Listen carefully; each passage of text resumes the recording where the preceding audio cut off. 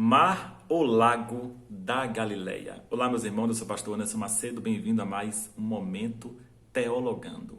Esse espaço hidrográfico imenso que há em Israel, chamado de Lago da Galileia, em alguns casos mar, outros casos lago, e alguns leitores ficam na dúvida quanto a isso, porque a Bíblia chama de Lago de Genezaré, Lago de Quinerite, Lago de Tiberíades e Mar da Galileia. Afinal, os autores eles estão entrando em contradição quando diz que é mar, que é lago? Não, de forma alguma.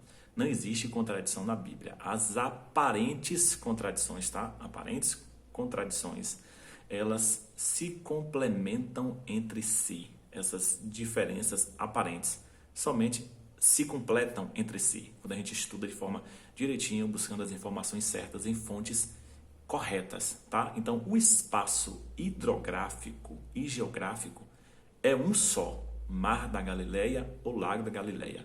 Você pode aí achar na Bíblia o texto Lago de Genezaré, Lago de Tiberíades, Lago de Quinerite, como está no Antigo Testamento, isso, a primeira menção dele, ou Mar da Galileia. Os judeus, eles consideram o Lago da Galileia porque de fato é um lago de água doce, não é um mar de água salgada, mas eles consideram historicamente como mar por causa da sua grandiosíssima extensão, largura, profundidade, pela diversidade de peixes que há nele.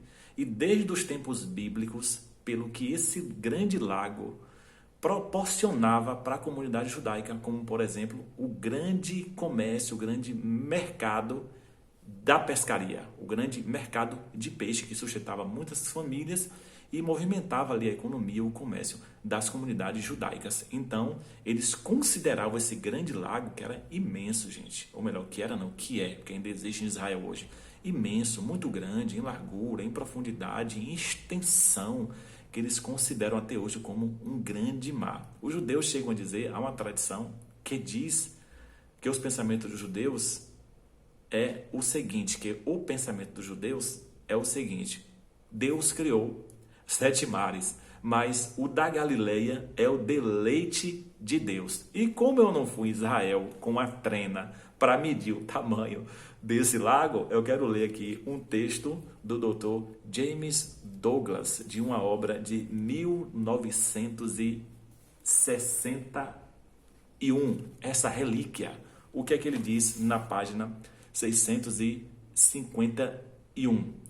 Galileia, Mar da Galileia. Um lago na região da Galileia, também chamado no Antigo Testamento de Mar de Quinerite, como eu falei, essa referência está em Números 34, 11. Ou no Novo Testamento de Lago de Genezaré, como eu disse, de Genezaré, Lucas 5, 1. E Mar de Tiberíades. E de Tiberíades foi dado esse nome em homenagem ao imperador Tibério, tá bom? Isso está em João 21, 1. O seu moderno nome hebraico é Yan Keneret.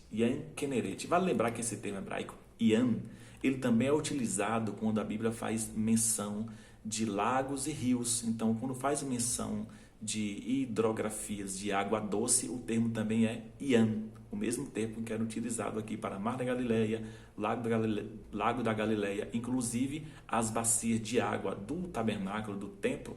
Quando se referia a essa água, o termo também é Yan. Então, o mesmo termo era utilizado para se referir a mar, lago e rio. Isso é muito interessante, não é?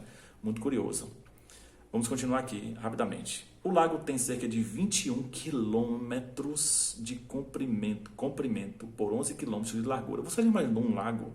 A gente está falando de um lago, gente, com essa extensão, com esse tamanho, com esse número aqui, 21 quilômetros de comprimento e 11 quilômetros de largura, e fica a 212 metros abaixo do nível do mar. O Rio Jordão atravessa o norte para o sul, por conseguinte, suas águas são doces, diferentemente do Mar Morto, e sua indústria de pesca, tão proeminente na narrativa do Novo Testamento, era famosa por todo o Império Romano e produzia um florescente comércio de exportação.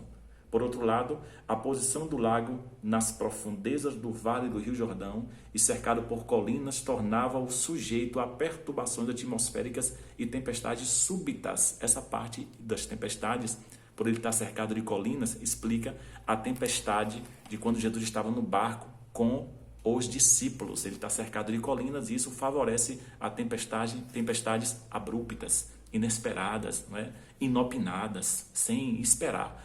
Então, a gente está aqui essa informação de geografia bíblica e eu acho que isso é muito interessante para quando você lê, você saber do que se trata. Então, é um grande lago até hoje, com essa extensão imensa, não é? Grande variedade de peixes e que os judeus o consideram, por isso, por essas informações que eu acabei de dar, eles o consideram até hoje como um grande mar. Então, lago ou mar estão se referindo ao mesmo espaço geográfico e hidrográfico de Israel. Que Deus te abençoe.